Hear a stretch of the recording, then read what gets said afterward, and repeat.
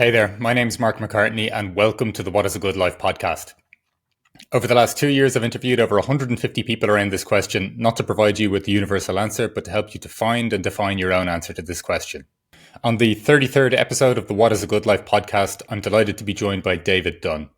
David describes himself as an alcoholic prison leaver, trying to be the change that he wishes to see in the world.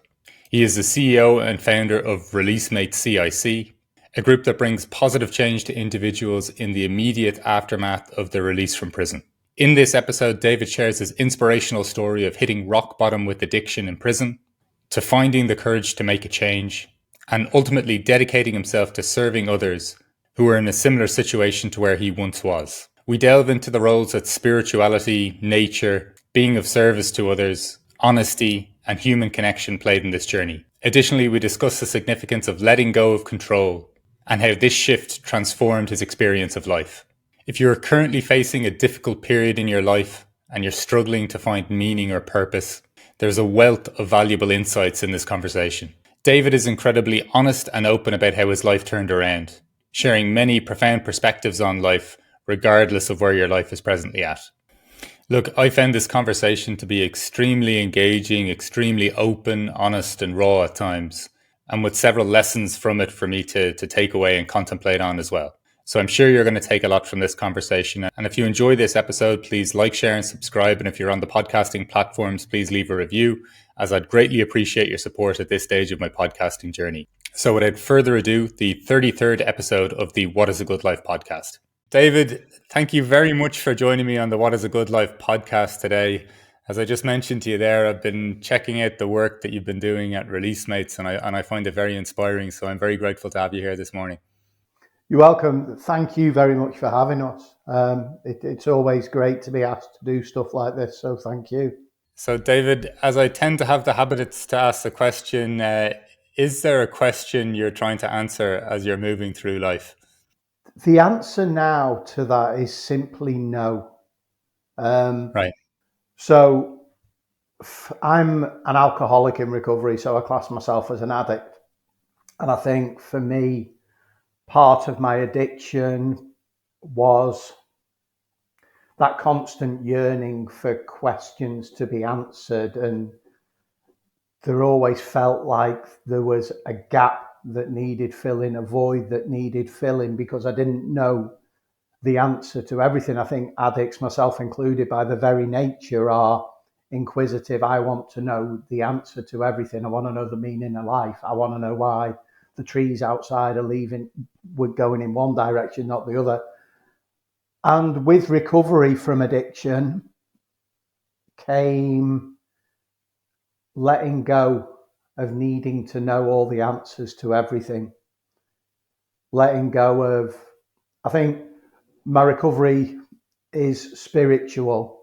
And once I have that spiritual connection, I can let go and just let things be because if I know the answer to questions I'm not meant to know the answer of, I'll start to want to change everything. And I don't need to do that. So in answer to your question, not anymore. There's questions I ask myself every day. Like I ask myself, how can I be of service to people every day? How can I be the best possible version of me every day? What can I do? But the answer to those questions are different on any given day. There is no lifelong yearning, looking for a solution to something now. When you say, David, that your recovery or your experiences has been spiritual as well, could you elaborate on that? So I follow a 12-step model of recovery, which was first formed by Alcoholics Anonymous back in the 1930s and has been adapted for Narcotics Anonymous, Gamblers Anonymous, Overeaters Anonymous. The 12-step program requires a degree of spirituality, not religion. There's a distinct difference between religion and spirituality. And for that program to work for me, I had to have my own concept of a power greater than myself.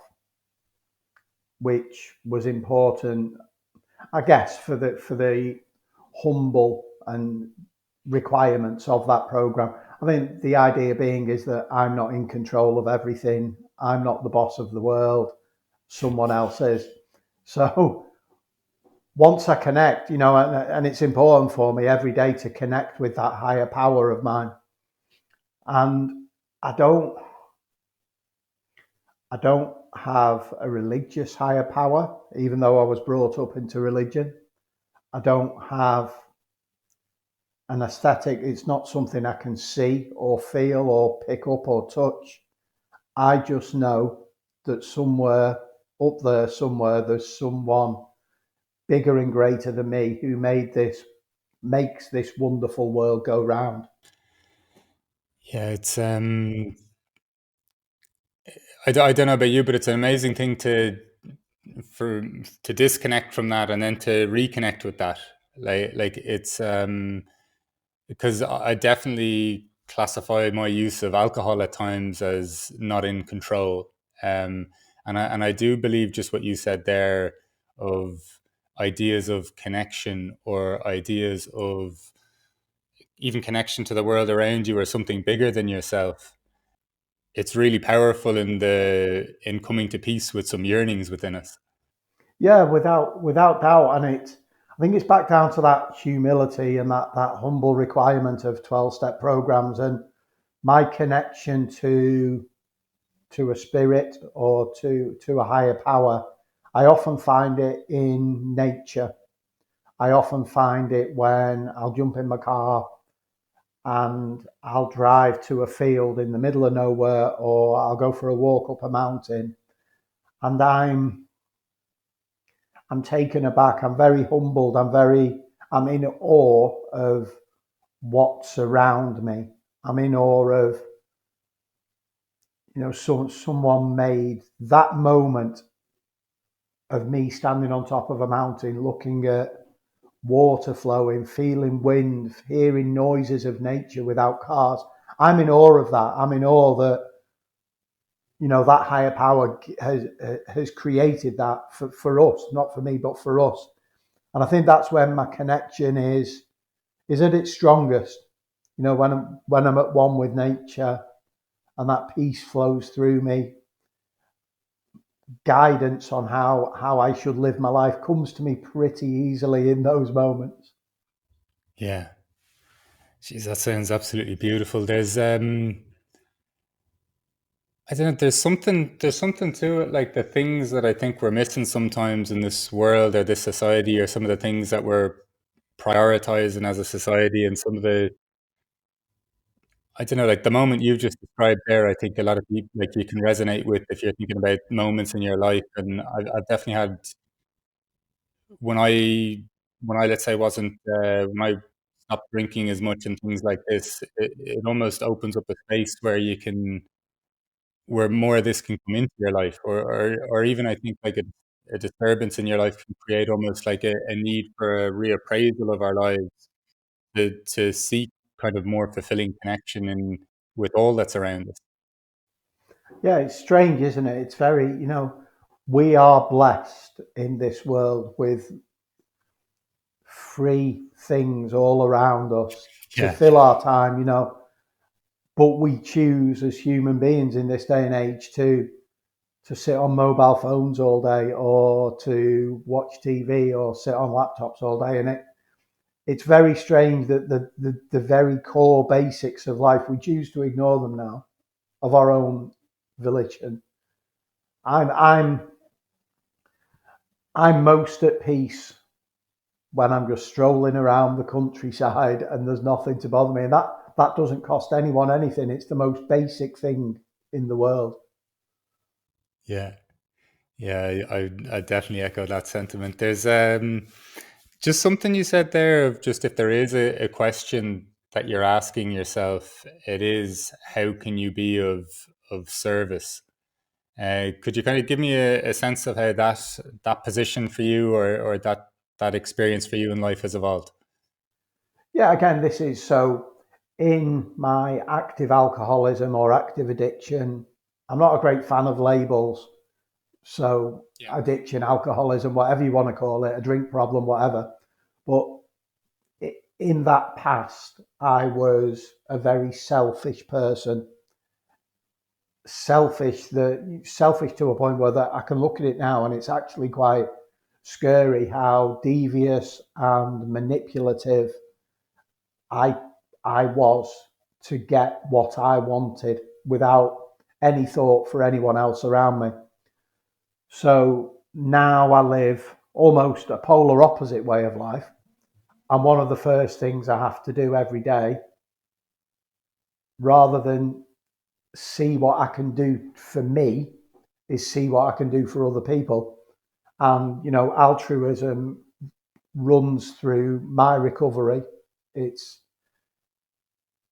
We could open up a whole new conversation whether true altruism actually exists, because I gain a lot from altruism. So is it actually altruism? But that's perhaps another conversation for another day. So by helping others, I'm helping myself. By helping other alcoholics, I'm helping myself. I spend at least one day a week helping my parents who are getting on a bit now, and I go and do odd jobs around their house to almost make up a bit for the trouble that I've put them through in the past. The Release Mates project, which I run, I relate to prison leavers getting out of prison, not having a chance in life. So I go back to prisons and I try and create those chances. And that's vital to me. That's vital to me.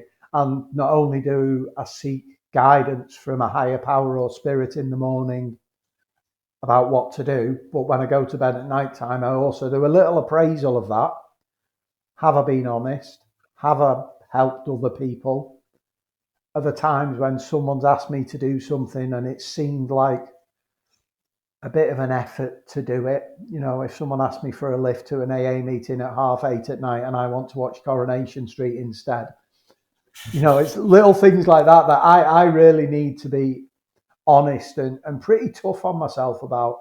But the benefits are, a wonderful life, and I don't think as a human there's much better feeling than giving someone your own time and support.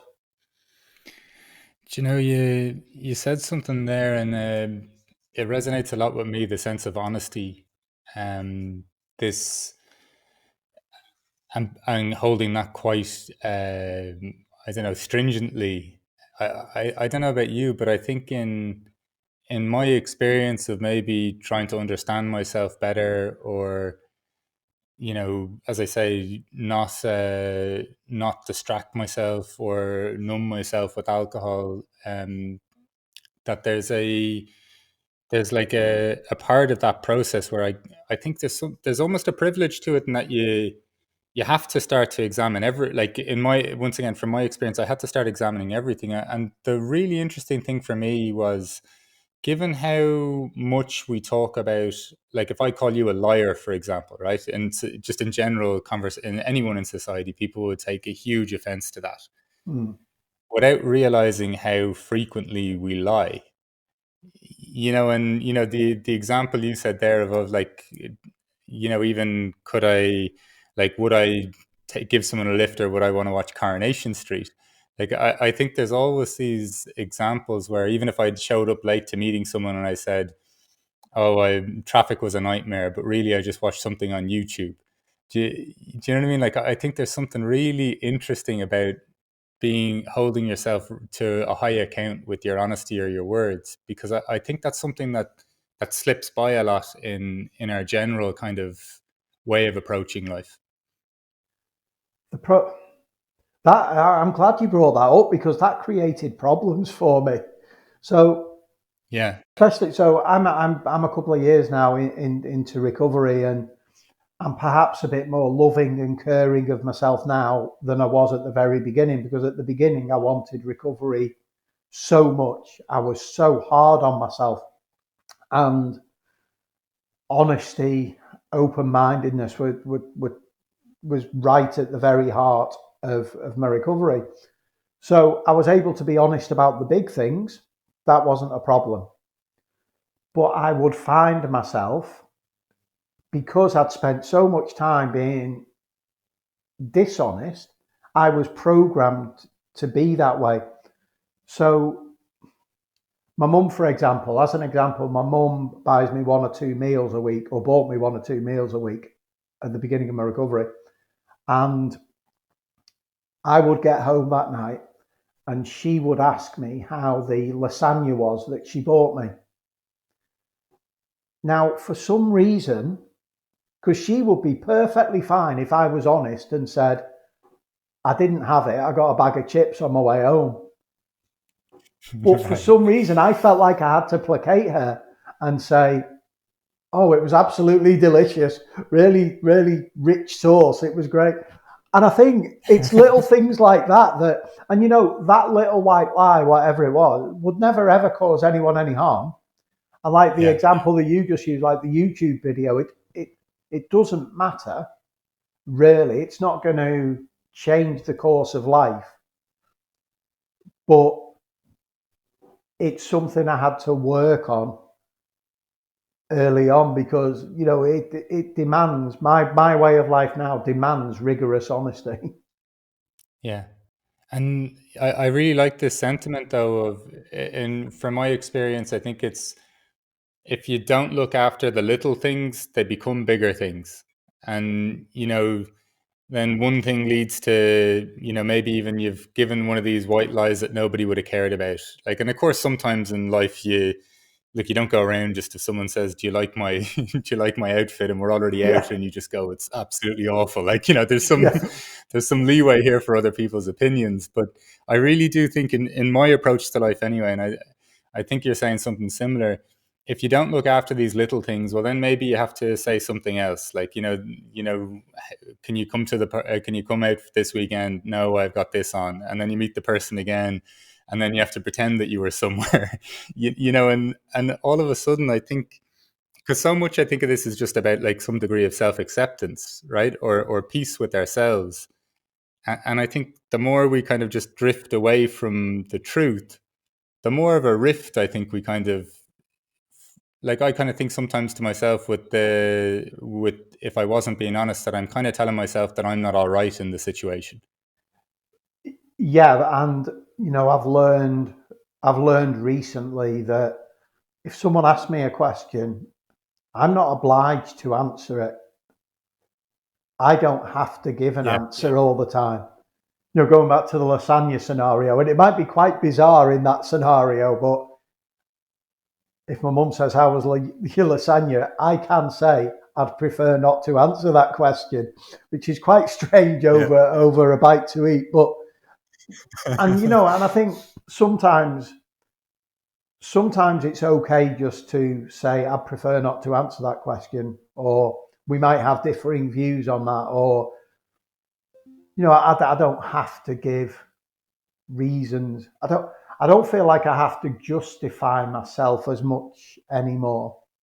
Whereas when I first came into recovery, because I'd been such a bad person, I felt I had a duty to explain myself and my actions to everyone, and I don't anymore. How do you what would you say was a turning point for you then? Like, in your, not even before then, focusing on helping other people and trying to be of service to other people and even being of service to your parents.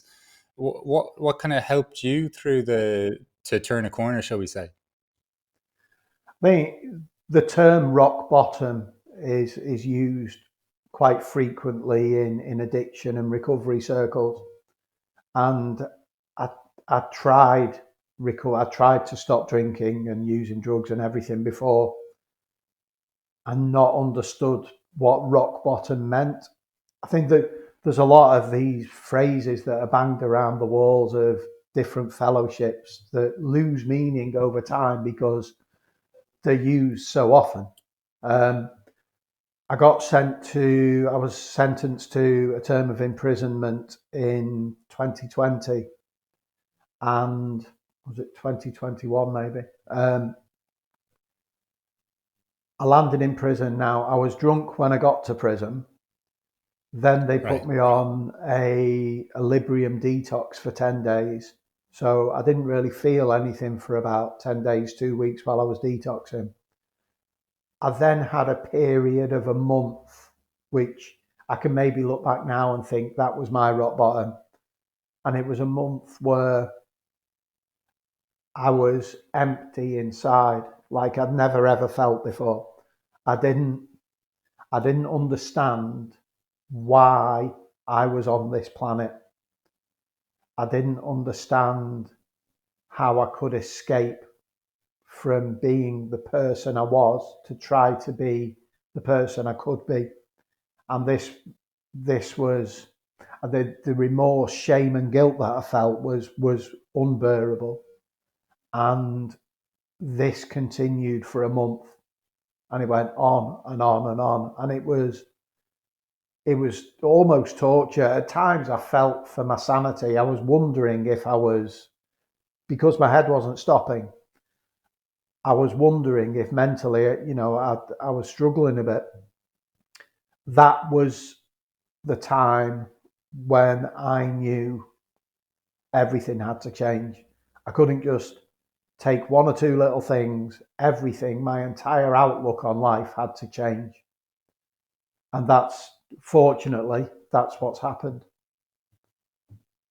Wow.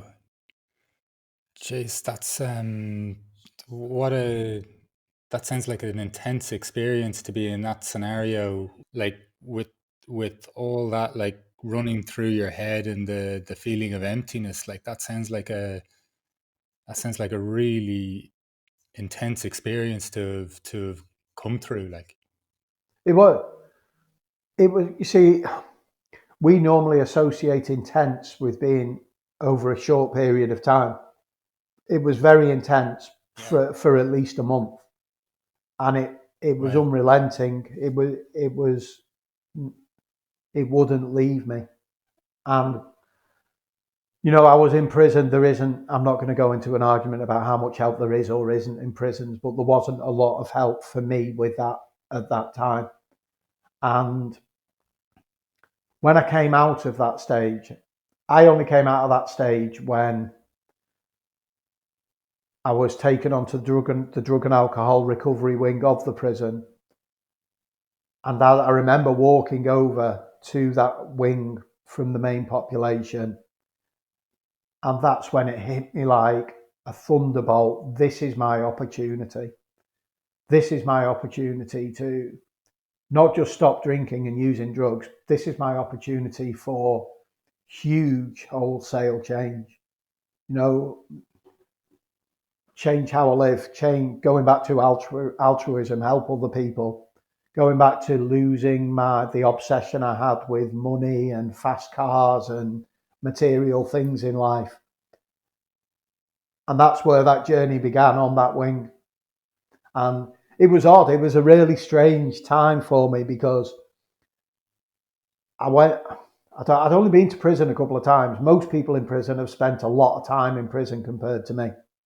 And I went on to that drug and alcohol recovery wing, and it was the first time I can really remember praying for courage and praying for, because I landed there and I spoke to the staff and I said, I'd like to be a mentor on this wing. I'd like to help other people on this wing. And that, I look back at the time, it didn't seem massive, but I look back on it now, and that was the start of something that is now pretty big. that's a. Do you? I know you're saying you're almost praying to God for courage. Like, what's like when you look back on that, what a because that sounds hugely courageous. Like to just to go from that, when you're talking about this intensity of experience for a month to go onto this other wing of the prison, to get involved with this group, and then to not only just handle your own experience, but then to want to help others. Is there something that you could almost put your finger on that allowed you to do it, or did you feel like you're being guided, or how would you even describe it? Like, In my mind, the worse you feel, the bigger the change has to be to make you feel better. Yeah. So in my mind, I was telling myself, this is the worst I remember feeling internally in my entire life. Going to the drug and alcohol recovery wing isn't enough. Think, is there anything more you can do than just sit there on that wing? And the next thing that came to me was, right, you've done a bit of recovery before, you know there are mentor positions available. Go that one step further, go the whole hog. Don't don't just dip your toe in the water, fully submerge yourself in this and get as much of it as you possibly can. And that's what I did. And it did take a bit of courage, but that courage came from above. It was nothing. I'm not a courageous person by nature, and it just happened. And within a week or so of doing it, I was trying to. I was. It was quite bizarre because the drug and alcohol team who ran the wing, as I arrived on the wing, they were leaving the wing to go on a 2-week training course. So I arrived on the wing, got given this job as a mentor on the wing, and then was left to run groups on this wing that the drug and alcohol team would have normally done. And I was sat there one morning in a group, and I was trying to explain to a group of lads how the experience we've just talked about, the emptiness, the vacant feeling inside, that rock bottom feeling.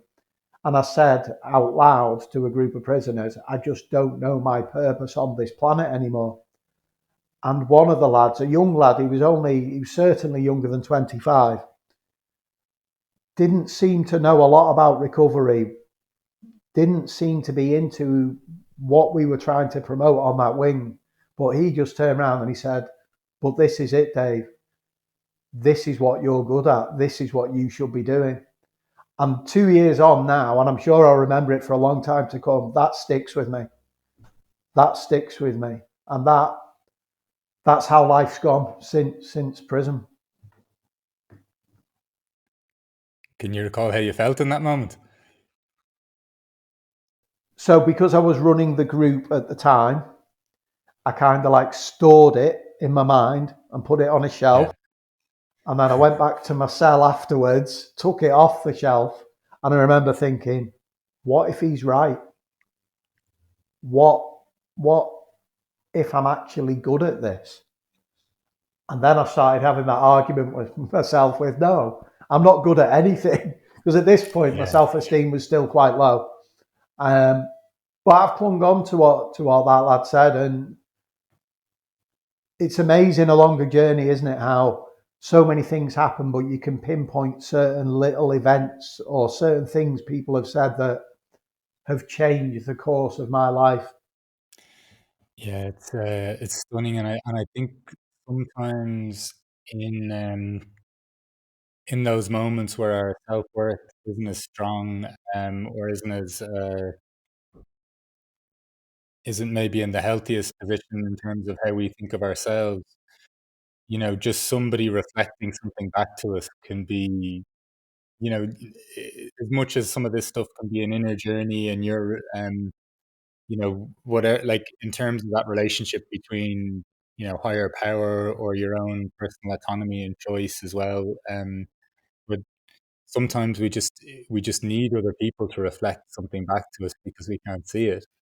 I remember when I met my wife when I was in India and I was doing different things like meditation there and all, and I was going on a journey as well, like in terms of I'd given up booze the year before. I'd been reconnecting with ideas around a higher power or spirituality or connection and things like this. And I remember telling her why I was there and my behavior before, and not sugarcoating or hiding areas which I thought that I could definitely do better on in my life. And just for someone to smile at you and say you're all right. Do you know what I mean? Or even just for this person to say like, you're frustrated. What's my purpose? And it's like, David, you're doing it. Like, like they're Yeah, they're yeah, pretty profound moments. Like, yeah. And I think sometimes when you come into recovery after addiction, you can be pretty hard on yourself, especially when, if you're following, say, the 12-step model, when you have to go through your demons, you have to make amends and apologize to people who you've hurt. You can be pretty tough on yourself. And Yeah. generally, we don't. I think generally in life, even if you take recovery out of the equation, I think generally people in life can be tough on themselves and not give themselves the pat on the back, the appraisal, the affirmations that they should be doing. And I'm very much like that. There's, I'm always looking when we support a prison leaver. Could we have done more? Is there something we could have done more? And sometimes the answer is just no. And sometimes I need someone to reaffirm to me, you know what, you've done everything you can. And what you've done is actually really good. You should be proud of yourself, because I don't like feeling proud of myself. I don't like positive affirmations. I struggle with it. Which is a I think there's something. I think there's a real nice point in all our kind of individual journeys as well, where we can get to the point of even, I don't know, even understanding some of the places or some of the times in our life, like when we start to unpack it or unravel some of the things that went into the build up to certain moments in life, where we can kind of, if it was somebody else and we were hearing somebody else's story, that we could just kind of go, like, you know, I don't think anyone gets up in the morning and goes, what I'd like to do is I'd like to burn some bridges, and I'd like to, I'd like to make a mess out, like to make a mess out of a situation that maybe has order in it. Like, I'm not trying to absolve and abdicate everyone of their responsibility in life, but I just don't really see that as how people are approaching life. I think there's a lot more, I don't know, pain in this life, and it's wonderful too. You've mentioned about being on top of a mountain, looking around the awe and being connected with things, feeling the wind in your face. Stunningly beautiful moments in life too. But there's also pain and suffering, right? And I don't know, like I think if we were all a little bit more honest about what the human experience is like, we could start to understand why people do some of the things that we think are incomprehensible. Yeah. And I think this is back to humans interfering with life, isn't it? I think, that one thing I've learned is the more I let go of my life, the world around me, the better it seems to be. If I try to control everything to my own little schemes, it normally ends up being a mess. You know, and like you say, bad things happen. Bad things happen in this world. It's part of life. But I think the important part of, I've suffered tragedies in recovery, and really, I've had familial deaths in my family and stuff. But it's how we respond to that.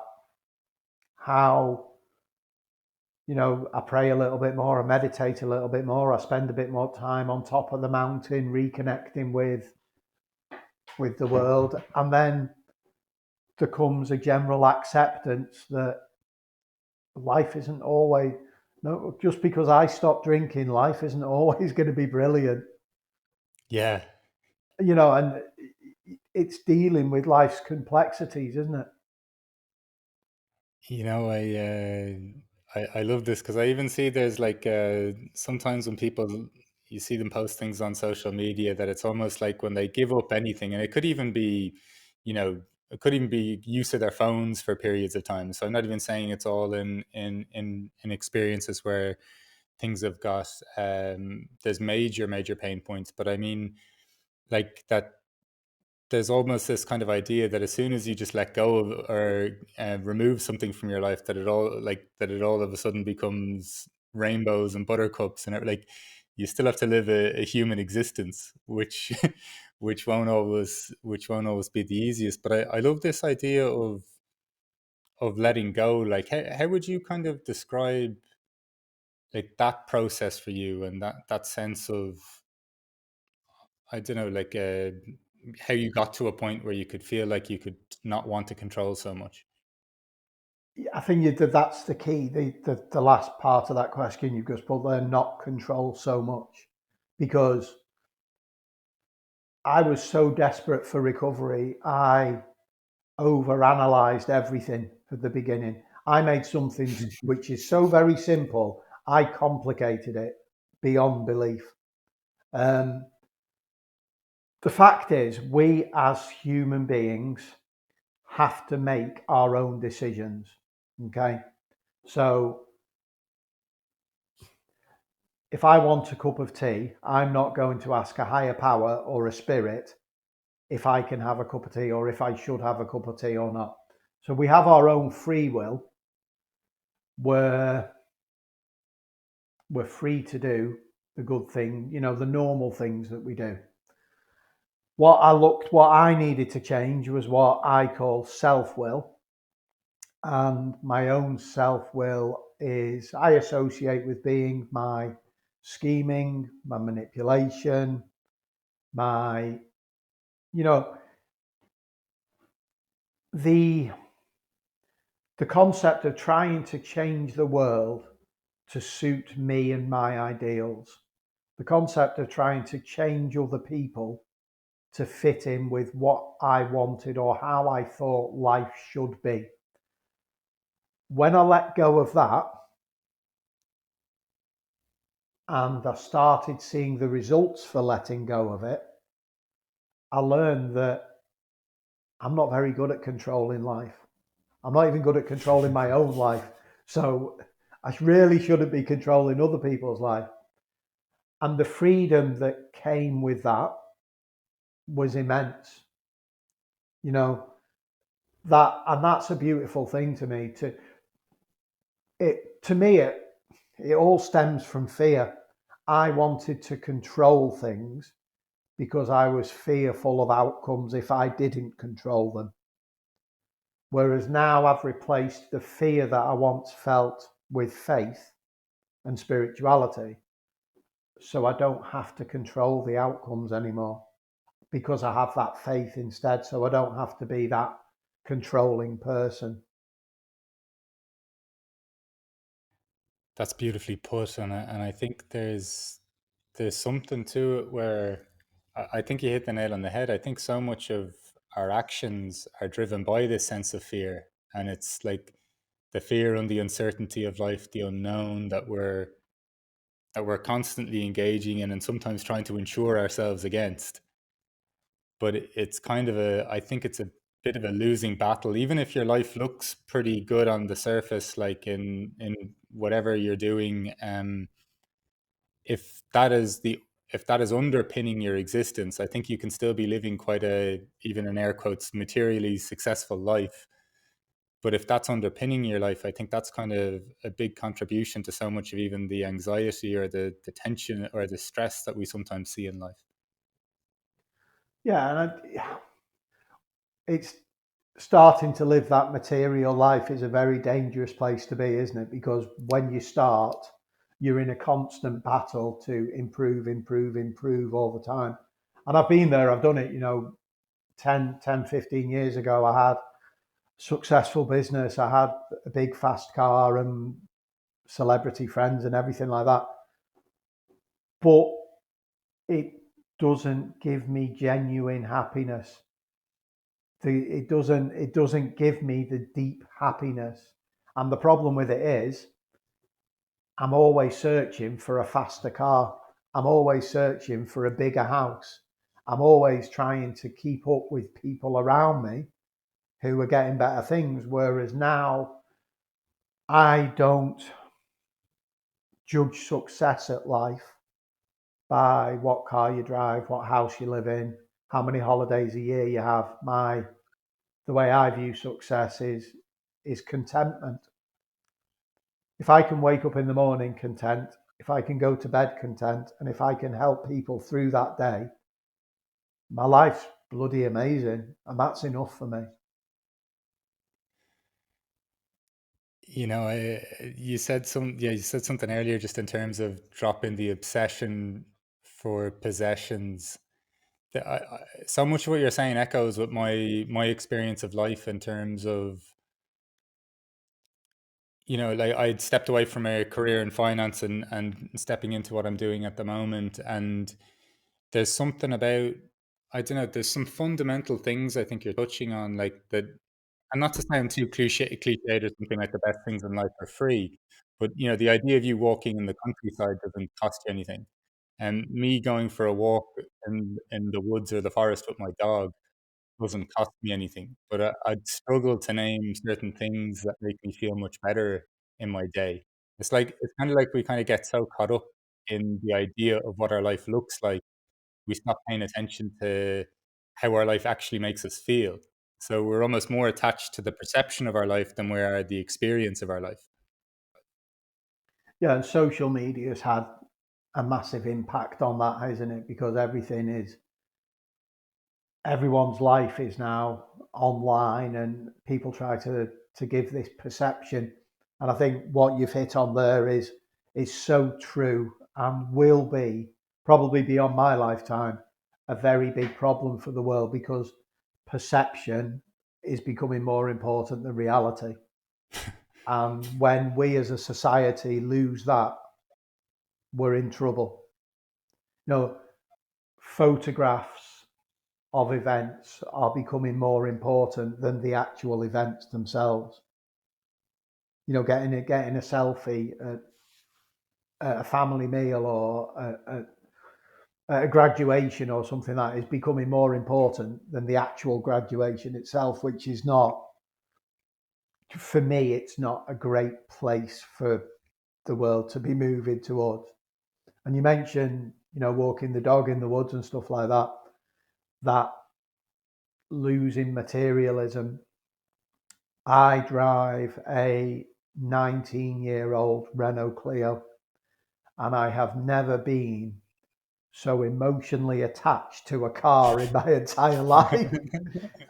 And the great thing about it is, because he's an old car, I can I love that fix it's a it. he. Yeah, oh yeah, Clive the Clio.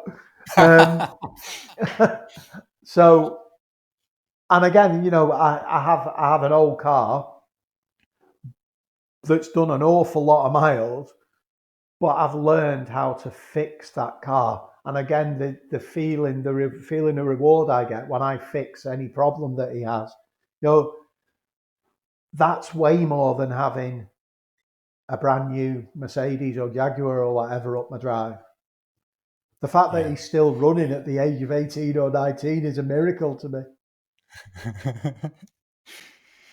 Aside though from helping Clive the Clio, if we could bounce even back to just how things evolved for you from the point of this younger fella in prison saying you're doing your purpose. How would you say, how did things kind of come into be after that moment? So after that moment, that what he said in that room at that time gave me a little bit of confidence, and it gave me food for thought that, what, I might be okay at helping people. I might be able to help people. And then the staff on the drug and alcohol wing started giving me more responsibility. The prison officers on the wing started giving me a lot more responsibility. And all of a sudden, I became confident in my ability to have a positive impact on people's lives. And in my mind, you can have whatever degree you like, you can have whatever qualifications you want. There's nothing better than being able to bring positivity into someone's life, to be able to bring hope to give hope to the hopeless is an amazing thing. So I got out of prison, and I didn't make any plans. Going back to that letting go of life, I kind of like got out of prison and thought, all I'm going to do is not drink, and I'm just going to see where life takes me. And the drug and alcohol service that I was engaged with asked me to go and do some decorating in one of the outbuildings of the same prison once I'd been released. I went back and I started painting there. And I noticed that lads were being released from the prison and they were coming straight to me once they'd been released to ask for help. Even Mm. though there were other drug and alcohol services or prison staff there, people who didn't know me were coming straight to me to ask for help. And I started to explore that. Why were they coming to me for help? And I think there's like an indescribable bond between people who are caught up in the criminal justice system and also people in addiction, whereby you can recognise someone. And I set up a little project, which was only ever meant to be a little project, which we call Release Mates. And I recruited a group of prison leavers in a similar position to myself. And the purpose of the project will be to meet other prison leavers on the day they get released, try and help them with practical things such as a bit of food, clothes, helping them get mobile phones, setting up universal credit claims and stuff like that. But in the time that we were doing this, we wanted to offer a bit of faith and hope and support from our own lived experience that, you know what, you can stay out of prison. And going back to what that young lad said on that recovery wing that day, here I am 18 months later, and Release Mates has grown beyond belief. You know, what started off as a little group is now an award-winning social enterprise that I never thought would happen. And it's so far, it's been, you know, we're still at the very beginning, but it's been a wonderful journey. And whilst many things have happened and it's amazing winning awards, it's amazing getting the accolades that we get and doing, you know, being invited on things like this by yourself, there's no better feeling than your head hitting the pillow at night, knowing that you've supported a prison leaver, you've got them a roof over their head for the night, they've got food, they've got clothes, and you might just have been the catalyst in a great improve. There's no better feeling than that. Money cannot buy that feeling. So that's Uh, what that young lad said that day has brought about. that's incredible. There's I think there's a quote by Henry David Thoreau that says something like, "To have helped one life breathe easier is success," or something to that effect. And so I can only imagine the satisfaction you're experiencing each night going to bed, knowing that your group may have altered the future direction of someone's life in a positive direction. Just intrigued. I know what you're saying about the sense of even the logistics of what you're providing someone, with getting a roof over their head and things like that. What do you think is what would you attribute the success of these interactions to, like of someone being there when someone comes out from prison straight away? Like what else do you think you're offering them in that moment, aside from even just the very helpful logistics of navigating the world again? It's back. I think we've already touched on it earlier. Honesty. Mm. Prison leavers trust us Yeah. because being in prison, we know what they're feeling, and they know we're not going to lie to them. Because back to that bond. The problem with the criminal justice system is there are so many lies in it. You know, you're in prison, you're getting told that you've got accommodation sorted for when you get out, and you haven't. You're told that you've got someone coming to visit you, you haven't. You know, there's that many lies and defects that run throughout prison life and probation life. When I started Release Mates, we were going to be that bit of fresh air that we're always going to be dependable. You know, we were going to be honest with everyone, even if it meant telling people things that they didn't want to hear. We were going to be honest, and I think,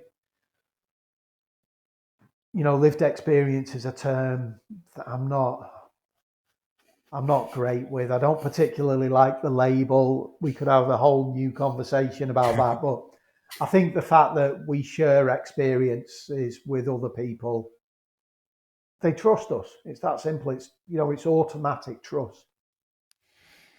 I saw you I saw you talk to or describe release mates to somebody else, and you were just talking about the significance of that period when they come out, and just for them to have another person to have a breakfast and a coffee with, like just that human connection straight out of it. You were describing kind of as it having a huge effect. Could you kind of elaborate on that? Because it sounds really like a profoundly important experience for that interaction to occur. Yeah, so it's a very important time. That moment from passing from custody into freedom is a very important time, and there's absolutely no way of explaining it to someone unless they've been in prison. Because when you go to prison, irrespective of whether you're there for a week or 10 years or 20 years, the very first thing you think about when you arrive at prison is being released from prison. So all you're thinking about the entire time you're there is when you get out. You build up expectations of what life is going to be like when those gates open. I'm as guilty as the next prison leaver as thinking there's going to be this big fanfare of people, and everyone's got all these TikTok videos that you see of people with champagne and everything. I've helped over 120 people getting out of prison, and I've never seen a bottle of champagne once. And very rarely do we see family members waiting for people. So people are excited to be getting out. They're looking forward to freedom, but at the same time, there is anxiety and a huge fear about the unknown, like we've already touched upon, and the reality of leaving prison is that prison gates open and the whole world has just been getting on with what it does and isn't really bothered that you've just got out of prison for something that you shouldn't really have done. So the immediate feeling is one of deflation. That deflation, coupled with the anxiety, can lead a lot of people back to the addictions which took them to prison in the first place. So the whole purpose of Release Mates is to guide people through that first 3 to 5 hours to make sure the decisions made are the right ones. Sometimes we do use distractions. We have a budget to take everyone who leaves prison for a breakfast or a coffee. And, interestingly, prison leavers, every prison leaver we've ever had, the first thing they do is they rant on about how bad the prison that they've left is. And they tell us how bad the food is, how bad the beds are, how bad the rat infestation is. And we're used to it. We just listen to it, and it's the same story every day. But curiously, once they stop speaking, they ask us, and we're waiting for it. Every single one of them asks us, did you say that you've been in prison? Yeah. How have you stayed out? And that then opens the door for us Wow. to delve into our lived experience. It just that sounds like such like that idea of you're looking forward to a release date, and even ideas of popping bottles of champagne or whatever it could be, or fanfare, and then to just almost like the deflation you're talking about there. Like I can only I can't even imagine, but like almost like an overwhelm of like, fuck, now I have to get on, like now I Yeah. have to get into the life, as you say, like, and that feeling of like the world has moved on, and it doesn't really, well, it was the biggest day for me, the world doesn't really care that I, like, wow, that's a hell of a swing from what you could have been expecting or hoping. Like, so it sounds like an incredibly important moment to be there to catch, support, and guide people, I guess. Yeah. And it's, people need to experience that moment. We don't want to minimize the moment for them. It's a part of someone's life. It's a part of someone's journey. Yeah. So we're not there to stop the experience. But I suppose what we are cautiously doing is just keeping an eye on everything, knowing from our own mistakes of the past that this is a big day. This one day, the next few hours, could determine the rest of somebody's life. I remember the day I was released from prison and I walked down the high street here in Preston, and on my way to, I needed to get a phone voucher or something like that. I was determined not to drink. I was determined to embrace recovery. But I remember walking past the Weatherspoons and I took 1 foot to walk towards it. And from somewhere I carried on going. And then I came across another pub and I turned to walk into it. Not out of habit or nature, because I felt that I'd done a few months in prison, so I deserved a quick drink. I deserved to treat myself. My life would have been very, very, very different now if I'd done that. And that's what we try to hammer home to people leaving prison today. You know what? Give us the next 3 hours of your life. Let us get everything in place so you have a perfect start, and then you go and make your choices. So yeah. Well, that's geez. Life is a fragile thing sometimes. The direction of our life is a fragile thing sometimes, and you think of just taking one step further in a different direction and the implications that could have for our own lives, and for anyone reflecting on their own life and some of the decisions we make at times. Um, Dave, just aware of the time here, and look, from all that you've shared with me, this idea of what's like questions you're trying to answer through life, maybe not so much anymore the way you used to be looking or searching or yearning for answers, but in the sense now of how can I be of service to people, alluding to ideas like life is also about these moments of awe, these connections to nature, a connection to a higher power, the idea of letting go and not trying to control so many things, letting go of almost an obsession to material things as well. The importance of giving hope to the hopeless. Connection, human connection with each other, with ourselves. Being honest with ourselves is hugely important. Being honest with other people, being kind to ourselves, even within that honesty. We don't need to beat the crap out of ourselves for everything that we've done. Have Yeah, some yeah. understanding or compassion for ourselves and others as well. And just in all these and purpose, obviously, just from that moment you mentioned in the prison as well. From all, I think these really important things you've been sharing with me in terms of people exploring their own lives. Just to ask you, Dave, the question of what is a good life for you, sir? Peace and contentment.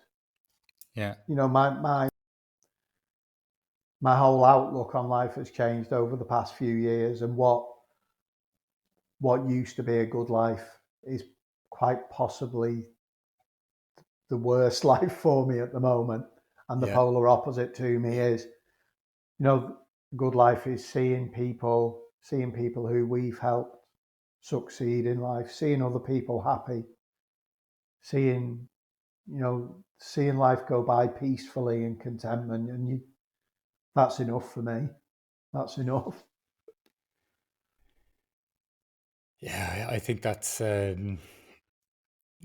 so much of what you said, David, has resonated deeply with me. I think what you said there is really true from my experience of life. Anyway, I'm not trying to say it's a universal thing, but yeah, I think so. It's strange in a way. Sometimes difficult moments can be blessings in the long run, in terms of what it can open us up to. And David, thank you so much for all that you've shared with me here today. I think what you're doing is absolutely inspiring. The focus from an externally helping people is absolutely inspirational as well. And I think you touched on something there towards people just come up to you because they know you've been through. I would dispute that and say I think you're also a pretty rare individual as well. So thank you very much for your time today as well. No worry. Thank you so much for having us on, Mark. Cheers, David.